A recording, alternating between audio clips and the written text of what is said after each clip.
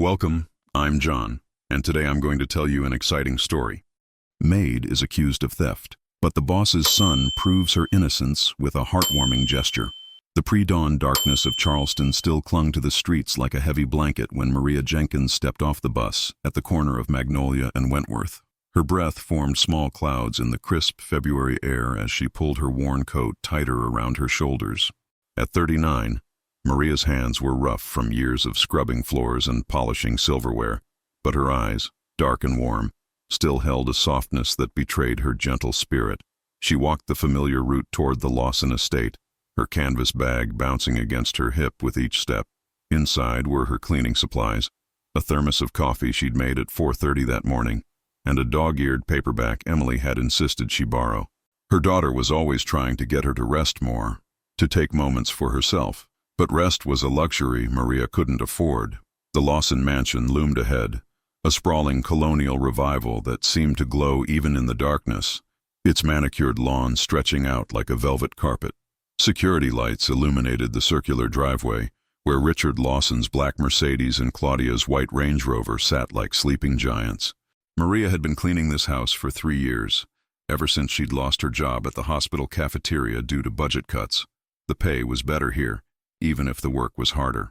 She entered through the service entrance, as always, using the key the butler, Mr. Hampton, had given her.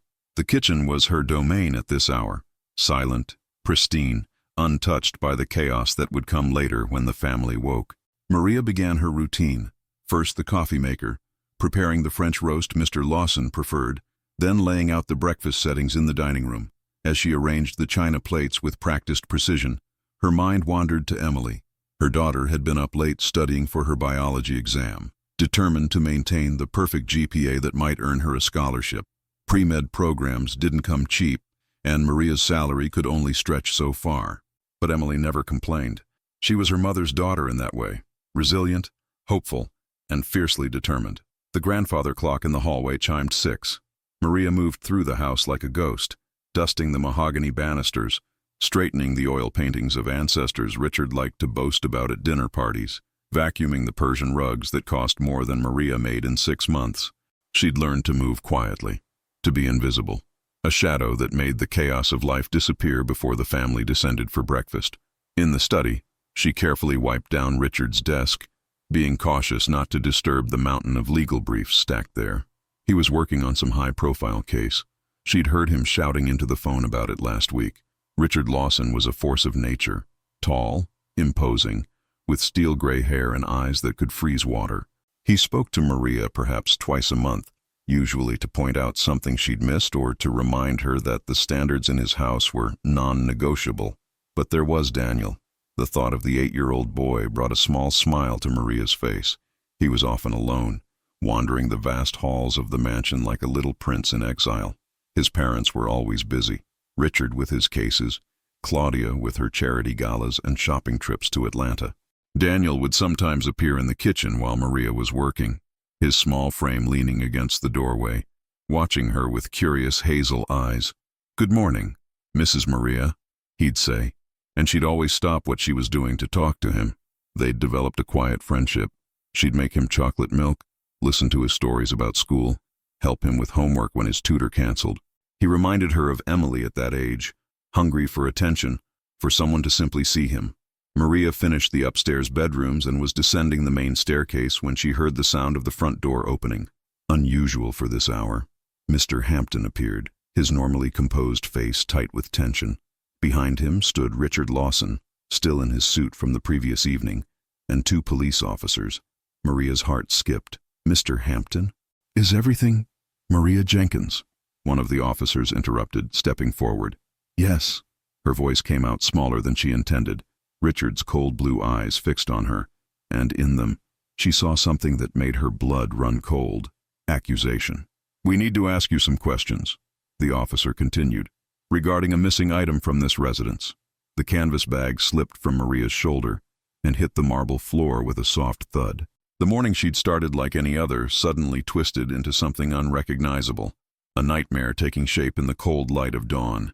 The police station smelled of stale coffee and antiseptic.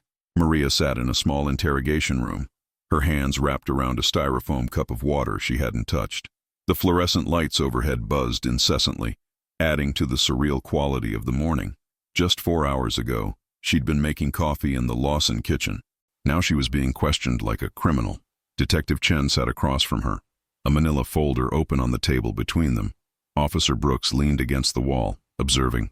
The detective's approach had shifted from procedural to almost conversational, which somehow made Maria more nervous. "Tell me about your daughter," Chen said, glancing at the school photo that had been in Maria's bag, now lying on the table as evidence logged and returned. Maria's throat tightened. "Emily. She's 16, a junior at Charleston County High School. She wants to be a doctor." Pride crept into her voice despite everything. "She has a 4.0 GPA. She's in the robotics club and volunteers at the free clinic on Saturdays." "That's impressive. Medical school is expensive." The implication hung in the air like smoke. Maria's jaw clenched. "We'll find a way. Scholarships, financial aid. Emily's smart enough to earn it. But it would be easier if you had extra money," Brooks said from his position by the wall. "I didn't take the bracelet." Maria's voice was firm now, anger beginning to burn through the fear. "You can check my apartment, my bank accounts, everything. You won't find anything because there's nothing to find." Detective Chen studied her for a long moment. "Mrs. Jenkins, in my experience, people don't usually steal because they're bad people. They steal because they're desperate. Single mother, working multiple jobs. I only work for the Lawsons right now, but you worked at Charleston General's cafeteria before that, and at a dry cleaner before that. You've had 6 different jobs in the past 5 years." Maria felt heat rise to her cheeks. "I go where the pay is better. That's called trying to survive, not being desperate enough to steal." Her phone buzzed in her purse, also on the table, also searched. Chen glanced at the screen. "Emily, probably wondering why I'm not answering. I always call her on my break." Maria's voice cracked. Can I please just let her know I'm okay?" Chen pushed the phone across the table. "Keep it brief." Maria's hands trembled as she unlocked the screen. 3 missed calls from Emily, and 2 text messages. "Mom, where are you?" and "Mrs. Patterson said you didn't show up for your cleaning at her house. Are you sick?" She typed quickly. "I'm fine, sweetie. Something came up at work. I'll explain later. Focus on your exam. Love you." The response came within seconds. "Mom, you're scaring me." Before Maria could reply, Chen gently took the phone back. "We'll make this as quick as possible." The questioning continued for another hour. They went over every detail of Thursday morning, what time she arrived, what rooms she cleaned, whether she saw anyone else in the house, whether she noticed the bracelet in Claudia's jewelry box. Maria answered everything truthfully, but she could see the doubt in their eyes. A poor housekeeper's word against a wealthy lawyer's wife. The math wasn't in her favor. Finally, Chen closed her folder. "We're going to need to verify your statement, check the house's security footage if there is any, and interview the other staff members. You're free to go for now, but don't leave Charleston." "Am I a suspect?" Maria asked, the word tasting bitter. "You're a person of interest in an ongoing investigation." Outside the station, the midday sun felt too bright, too cheerful for the darkness that had settled over Maria's life. She stood on the concrete steps, disoriented, trying to remember which bus route would take her home. Her phone buzzed again. This time, a call from Mr. Hampton. "Maria." His voice was strained, formal. "Mr. Lawson has asked that you not return to the house until this matter is resolved. You'll be placed on unpaid leave." The words landed like stones. "Mr. Hampton, I need this job. I have rent, Emily's school expenses. I'm sorry." "It's not my decision." He paused, and when he spoke again, his voice softened slightly. "For what it's worth, I don't believe you took it. But Mr. Lawson is concerned about the optics." "The optics?" Maria almost laughed. A wealthy white family couldn't be seen employing someone accused of theft. Never mind that the accusation had no proof. Never mind her 3 years of loyal service.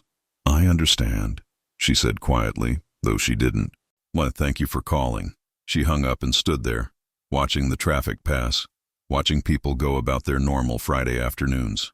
Somewhere across town, Emily was taking her biology exam, unaware that their carefully constructed life was crumbling.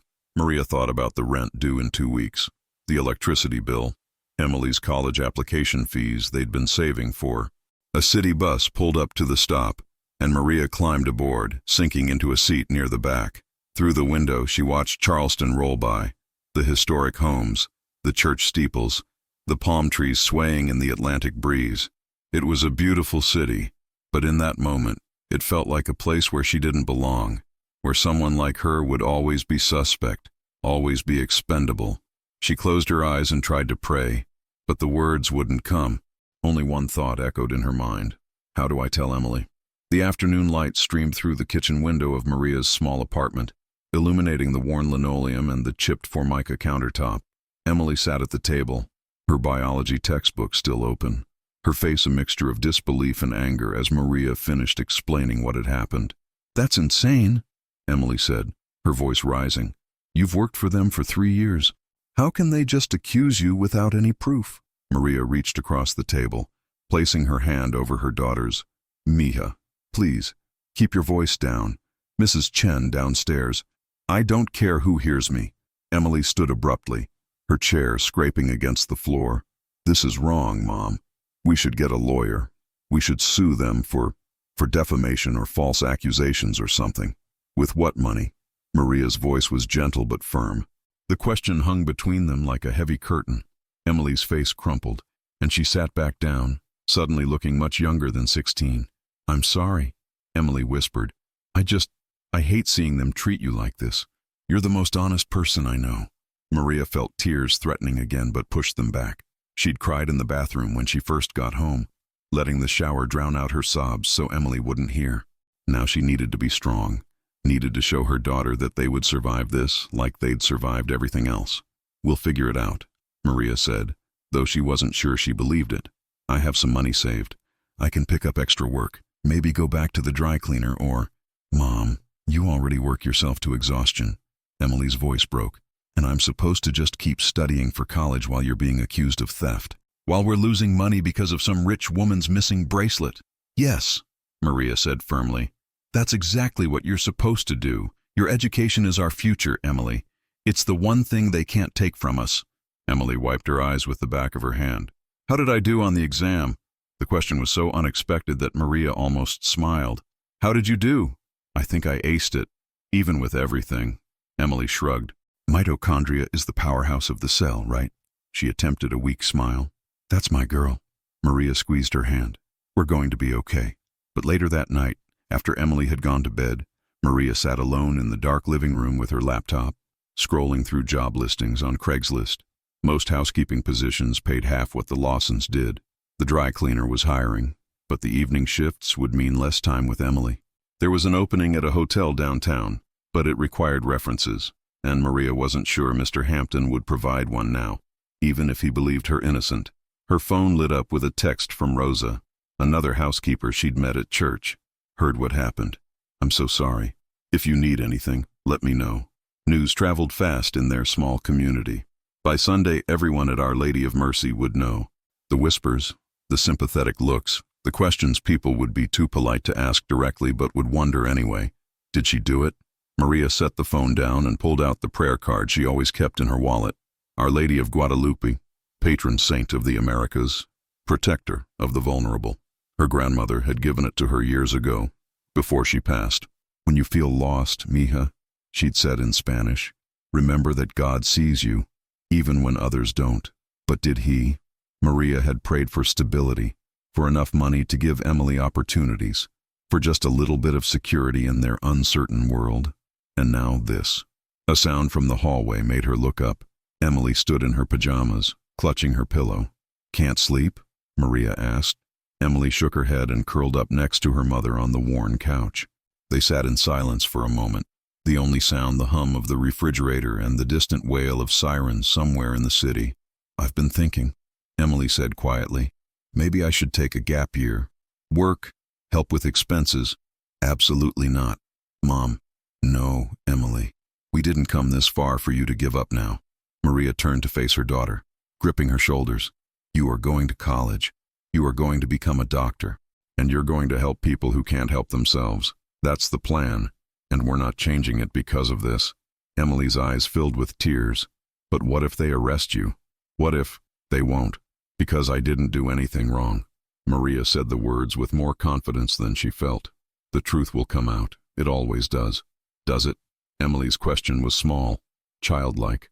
Maria pulled her daughter close, breathing in the familiar scent of her shampoo, the cheap brand from the dollar store that Emily never complained about, even though her classmates used expensive products from Sephora.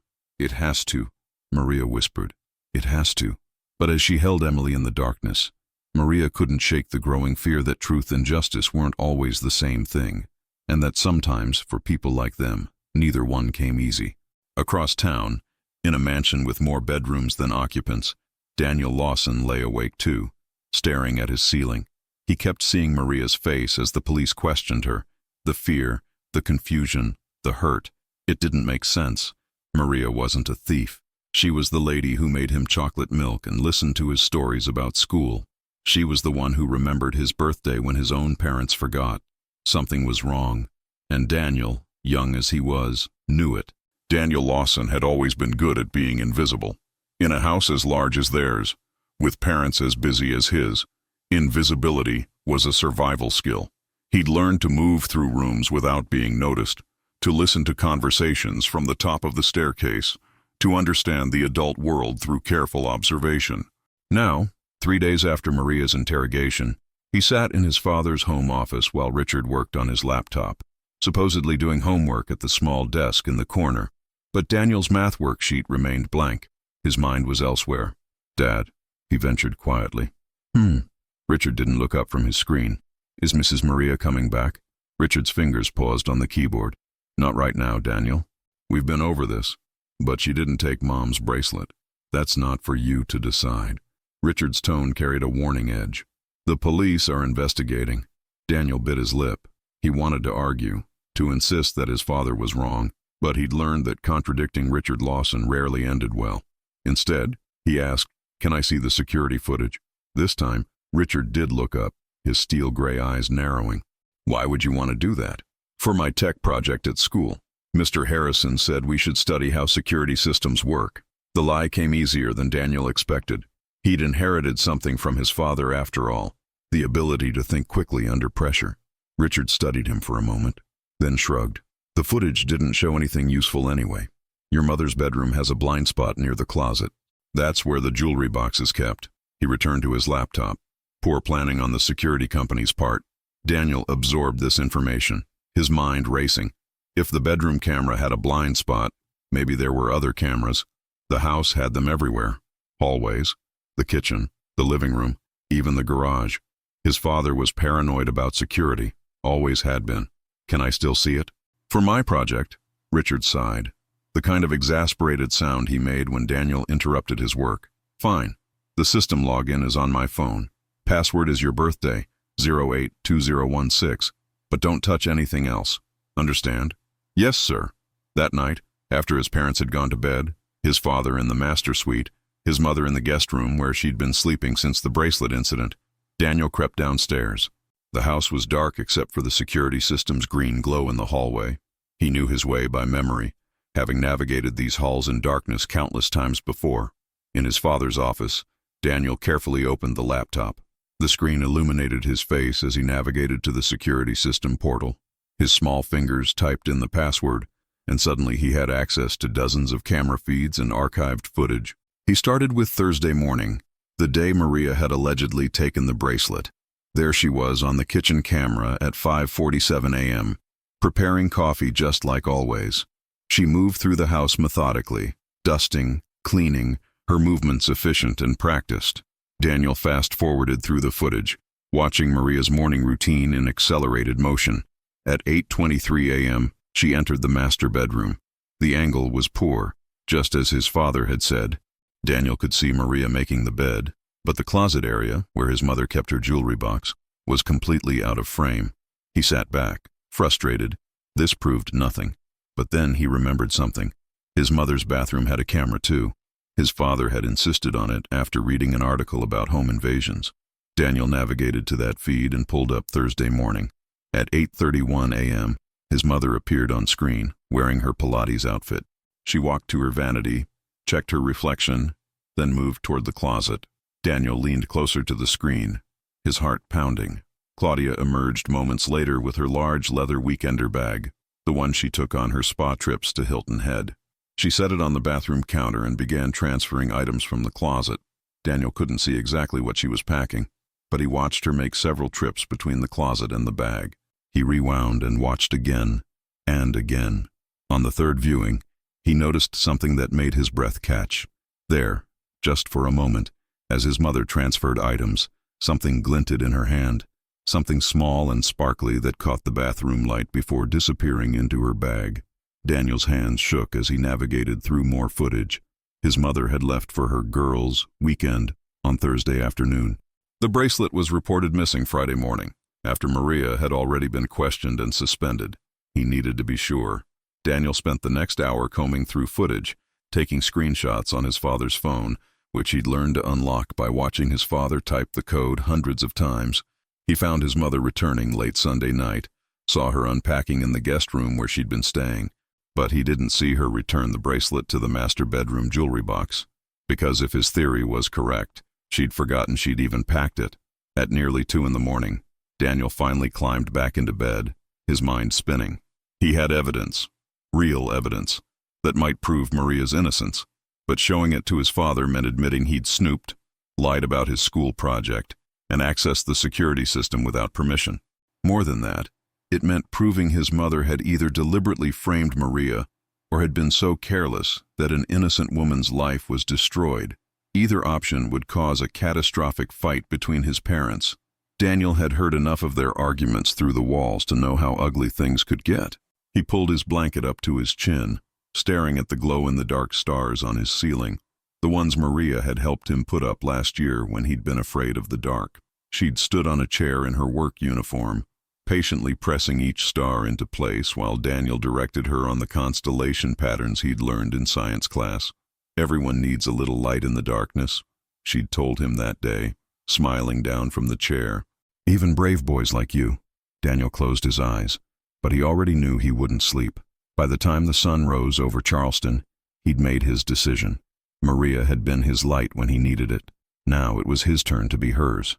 Maria stood in line at the Department of Social Services, a number clutched in her hand, watching the clock tick toward noon.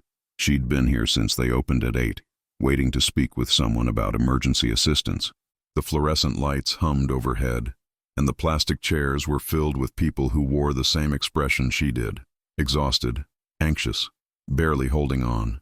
It had been a week since her suspension, a week of sending out resumes, making phone calls, checking her bank account with growing dread. The rent was due in 6 days, and she was $300 short. Number 47, a bored voice called from behind the counter. Maria looked at her ticket. 72. She had at least another hour to wait. Her phone buzzed. A text from Emily. Got accepted to the Johns Hopkins summer program. Full scholarship. Mom, can I go? Maria's heart swelled with pride and immediately sank with guilt. The program was free, but Emily would need spending money, travel expenses to Baltimore, supplies. Money Maria didn't have. She typed back, "That's amazing, Mija. We'll talk about it tonight. So proud of you." She couldn't bring herself to say no. Not yet. Maria? Maria Jenkins? The voice was familiar. Maria turned to see Detective Chen approaching, dressed in civilian clothes, jeans and a light sweater. Off duty, apparently. "Detective," Maria said cautiously. "I was hoping I'd run into you." Chen's expression was unreadable. "Do you have a minute?" They stepped outside into the cool March air. Cherry blossoms were starting to bloom along the street, their pink petals drifting in the breeze. Spring in Charleston was usually Maria's favorite time of year. Now it just felt like a cruel contrast to the winter in her life. "I wanted to update you on the investigation," Chen said, leaning against the building's brick facade. "We've interviewed all the staff at the Lawson house. Everyone vouched for you. The butler, the gardener, even the woman who comes in to do the windows. No one believes you took that bracelet." Maria felt a flicker of hope. Then, "But," Chen continued, "belief isn't evidence. Mrs. Lawson is insistent about pressing charges if the bracelet doesn't turn up. She's convinced you took it, possibly sold it already. She's been calling the station daily." The hope died as quickly as it had sparked. "So, I'm still a suspect." "Technically, yes." Chen paused, studying Maria's face. "Off the record, my gut says you didn't do it. I've been a detective for 15 years. and I've learned to read people. But the case is circumstantial at best. Without the bracelet or concrete proof of what happened to it, this stays open. What does that mean for me? It means you're in limbo. You're not charged, but you're not cleared either. That's going to make finding work difficult. Maria laughed bitterly. I've already discovered that 3 housekeeping agencies have turned me down. Word travels fast. Chen reached into her pocket and pulled out a business card. There's a woman I know who runs a cleaning company. She hires second-chance employees, people with records, people who've been accused of things. I'll call her, tell her about your situation. It won't pay what the Lawsons did, but it's something. Maria took the card, her throat tight. Why are you helping me? Because the system isn't fair, and we both know it. Chen's voice was quiet but firm. I became a cop to help people, but sometimes the law and justice don't line up the way they should. I can't officially clear you, but I can try to make sure you land on your feet while this sorts itself out. After Chen left, Maria sat on a bench outside the building, staring at the business card. Second-chance employees, people with records. She didn't have a record, but she might as well have one. In Charleston's tight-knit domestic worker community, being accused was almost as damaging as being convicted. Her phone rang. An unknown number. Hello? Mrs. Jenkins. This is Amanda Pritchard from Charleston Academy.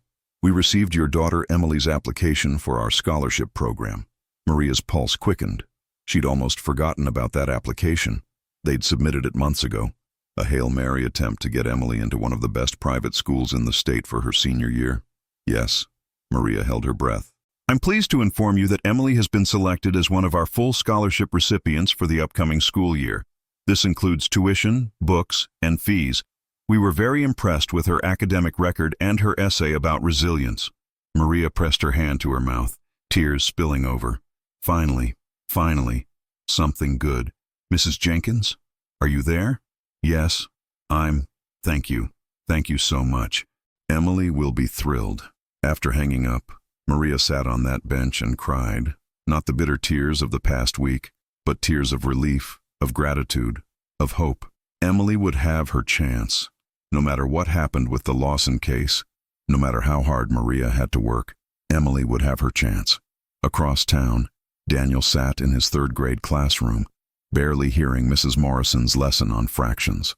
The USB drive containing the screenshots from the security footage sat in his backpack, feeling heavier than it should. He'd been carrying it for 3 days now, trying to work up the courage to show his father. The problem was timing. Richard was always busy, always irritable. And when Daniel did manage to catch him alone, the words stuck in his throat. What if his father got angry? What if he didn't believe him? What if showing the evidence made things worse somehow? But every day he waited, Maria was out there somewhere, suffering for something she didn't do. During recess, Daniel sat alone on the swing set, watching the other kids play kickball. His best friend Connor ran over, breathless and grinning. Danny, come play, we need another outfielder. Daniel shook his head. Not today. Connor's smile faded. You haven't played all week. Are you okay? Was he okay? Daniel thought about Maria's kind face, about the hot chocolate she'd made him when he was sad, about the way she'd listened when he talked about being lonely. He thought about his mother's cold expression and his father's indifference to anyone who wasn't useful to him. Connor, Daniel said slowly, if you knew something important, something that could help someone, but telling might get you in trouble, would you still tell? Connor tilted his head, considering. I guess it depends. How much trouble? A lot, maybe. And how much would it help the other person? A lot. It might save them. Connor sat down on the swing next to him. Then yeah, I'd tell. My dad always says doing the right thing isn't supposed to be easy. That's why it's called the right thing and not the easy thing. Daniel looked at his friend, then pulled the USB drive from his pocket. The small black device sat in his palm, holding everything he needed to free Maria. Thanks, Connor, he said quietly. That night, after dinner, a silent affair where his parents barely looked at each other, Daniel stood outside his father's study, the USB drive clutched in his fist. He could hear Richard on a phone call, his voice sharp with irritation. Daniel knocked. Not now, Daniel. He knocked again, harder. The door swung open. Richard loomed in the doorway, his expression annoyed. I said not. I need to show you something. Daniel interrupted, his voice shaking but determined. About Mrs. Maria. About the bracelet. It's important. Dad, please. Something in his son's tone must have registered, because Richard's expression shifted from annoyance to curiosity. He stepped aside, gesturing Daniel into the study. This better be important. I have a conference call in 10 minutes. Daniel walked to the desk, his heart hammering so hard he thought it might burst through his chest. He held out the USB drive. It is, he said. Dad, she didn't do it, and I can prove it. Richard Lawson stared at the USB drive in his son's small hand as if it were a foreign object. What is this? Security footage, Daniel said, his voice steadier than he felt. From Thursday morning. From Mom's bathroom. Richard's jaw tightened. Daniel, did you access the security system without permission? You gave me permission for my school project, remember? Daniel knew this was a technicality, a lawyer's son learning to parse language from the master himself. But that doesn't matter right now. What matters is what's on here. What I gave you permission for was to look at how the system works, not to conduct your own investigation. Richard's voice had that dangerous, quiet quality it got before he raised it. Do you have any idea how inappropriate? Just watch it, Daniel pleaded. Please, Dad, just 5 minutes. If I'm wrong, you can ground me, take away my iPad, whatever. But if I'm right, he swallowed hard. If I'm right, then Mrs. Maria is innocent, and we did something really bad to her. The words hung in the air. Richard's expression was unreadable, but he took the USB drive and plugged it into his laptop. Daniel had organized the files carefully, labeling each screenshot with timestamps. The first image appeared on screen, Claudia in her Pilates outfit, standing at her bathroom vanity. This is Thursday morning, Daniel narrated, pointing at the timestamp, 8:31 a.m. Mom's getting ready to leave for her weekend trip. I know when your mother left, Daniel. Just watch. The screenshots progressed in sequence. Claudia moving to the closet, emerging with her weekender bag, making multiple trips. Richard leaned closer to the screen when the crucial image appeared, the one where something glinted in Claudia's hand as she transferred items to her bag. That could be anything, Richard said, but his voice had lost some of its certainty. Look at the next one. Daniel clicked forward. The angle was slightly better in this shot, and the distinctive pattern of the diamond bracelet was just visible before it disappeared into the bag. That's Mom's bracelet, the one she said was stolen. Richard was quiet for a long moment, his eyes fixed on the screen. Daniel watched his father's face, trying to read the emotions flickering there. Surprise, anger, something that might have been shame. Now this doesn't prove anything, Richard finally said, but the words sounded hollow. Your mother could have been packing it for safekeeping. Then why didn't she tell anyone? Daniel's frustration broke through. Why did she let everyone think Mrs. Maria stole it? Why did we call the police on her? Watch your tone. No. Daniel surprised himself with his own boldness. How you're always telling me to stand up for what's right, to have integrity, to be a man of character. Well, that's what I'm doing. Mrs. Maria didn't steal anything, and Mom either forgot she packed the bracelet or... He stopped, not wanting to finish the thought. Or what? Richard's voice was sharp. Or she knew. Daniel whispered. Or she did it on purpose. The silence that followed was suffocating. Richard stood abruptly, walking to the window that overlooked their manicured lawn. His back was to Daniel, his shoulders rigid. Your mother would never deliberately frame an innocent person, he said, but there was a question in his statement, as if he was trying to convince himself. Then it was an accident, Daniel said. She forgot she packed it and assumed it was stolen. But Dad, that means Mrs. Maria has been suffering for a week for no reason. She lost her job. The police questioned her. Everyone thinks she's a thief. Richard turned, and for the first time Daniel could remember. His father looked uncertain. This is complicated. It's not complicated. It's simple. Daniel moved closer to his father. We made a mistake, a bad one, and we need to fix it. If this gets out, if it becomes public that Claudia made a false accusation, the media would have a field day. My firm, my reputation. Is that really what you're worried about? Daniel's voice broke. Your reputation. What about Mrs. Maria's reputation? What about doing the right thing? The words seemed to strike Richard physically. He sank into his desk chair, suddenly looking older than his 46 years. When did you become so perceptive? Mrs. Maria used to tell me that even small people can do big things, Daniel said quietly. And that being little doesn't mean being powerless. She made me feel like I mattered, Dad, like my thoughts and feelings were important. You and Mom are always so busy, and I know your work is important, but... His voice wavered. She was the one who remembered my birthday. She was the one who asked about my day. She was the one who saw me. Richard's face crumpled slightly at that, and Daniel saw something he'd never seen before. His father's eyes glistening with unshed tears. "I'm sorry," Richard said hoarsely. "I didn't realize." "I don't need you to apologize to me," Daniel interrupted. "I need you to help Mrs. Maria. Please, Dad. She doesn't deserve this."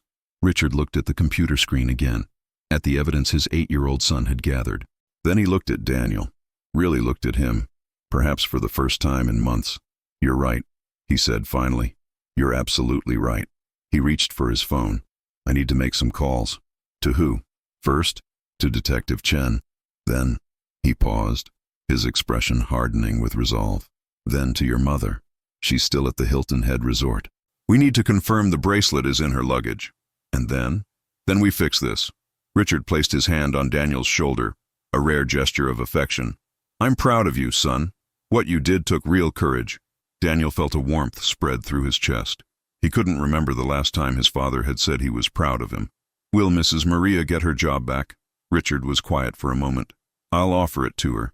But Daniel, you need to understand what we did, what your mother and I did, was unforgivable.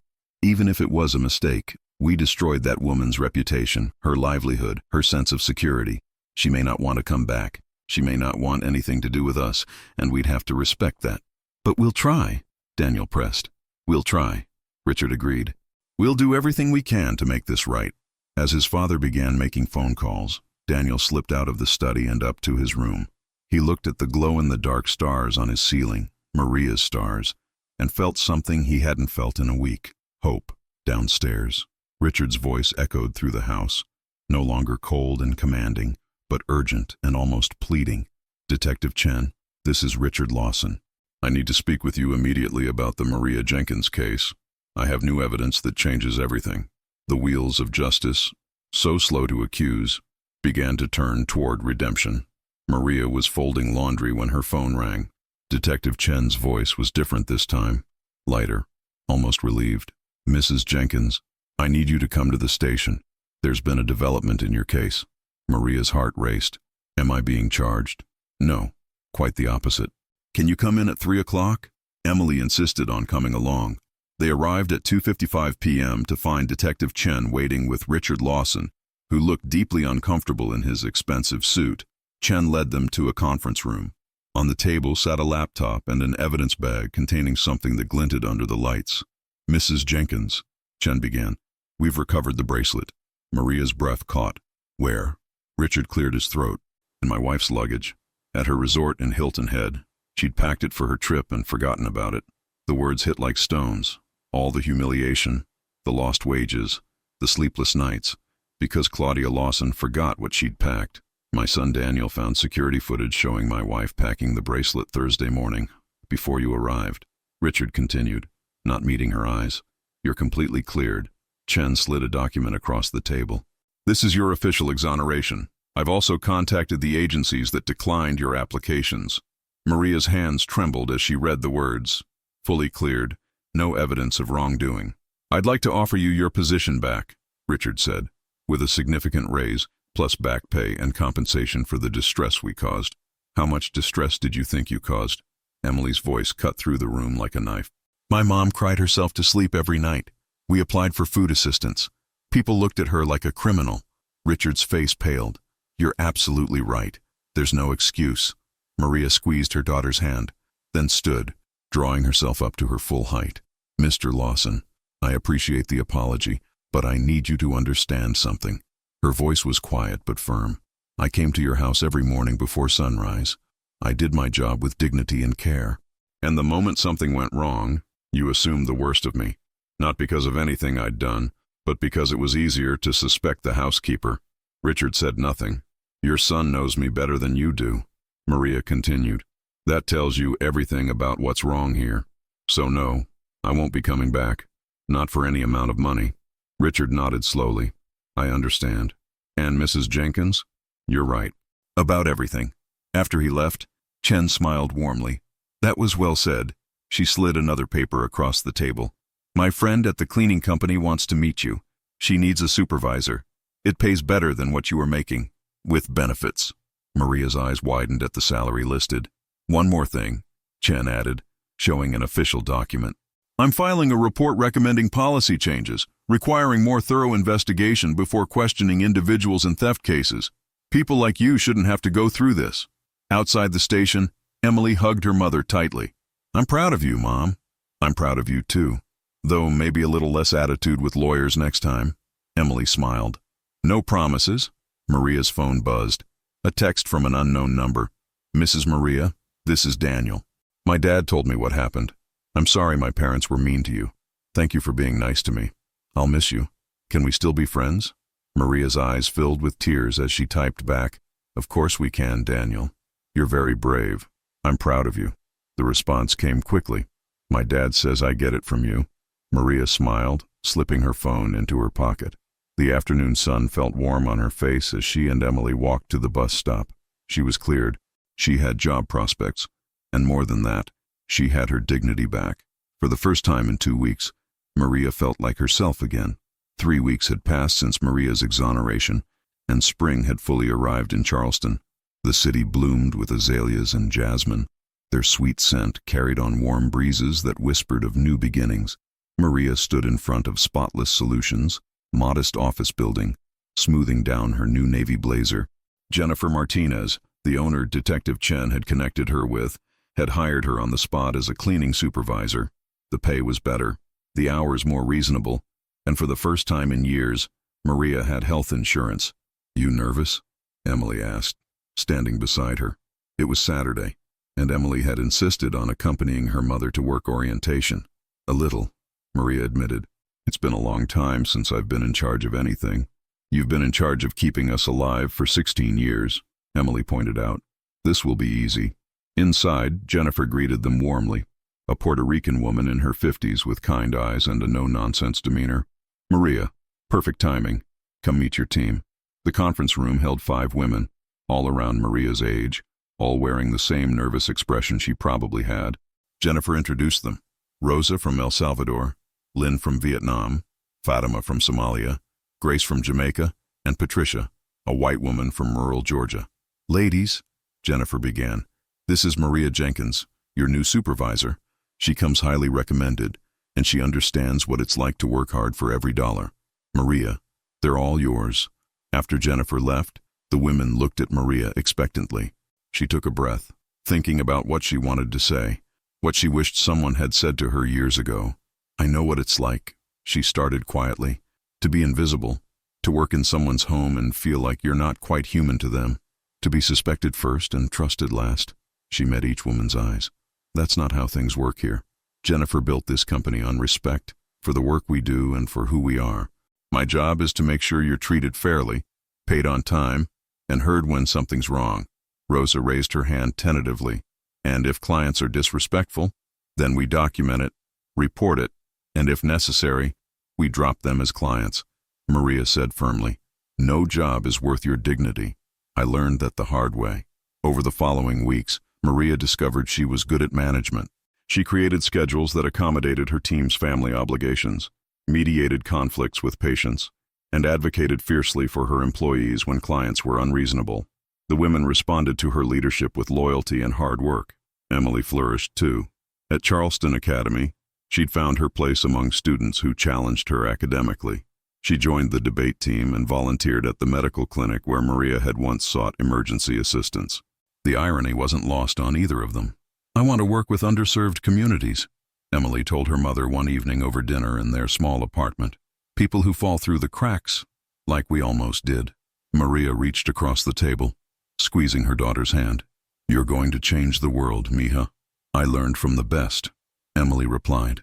One Saturday afternoon, Maria was grocery shopping when she heard a familiar small voice. Mrs. Maria. She turned to see Daniel racing down the cereal aisle, Richard following at a more measured pace. The boy crashed into her for a hug, and Maria laughed, embracing him warmly. Daniel, look at you. Have you grown? 3 inches since you last saw me, he said proudly. Then, more quietly, I missed you. I missed you too, sweetheart. Richard approached, looking considerably more humble than the last time she'd seen him. Mrs. Jenkins, it's good to see you. Mr. Lawson. Maria's tone was polite but cautious. "I wanted to thank you," Richard said, "for texting with Daniel. It means a lot to him.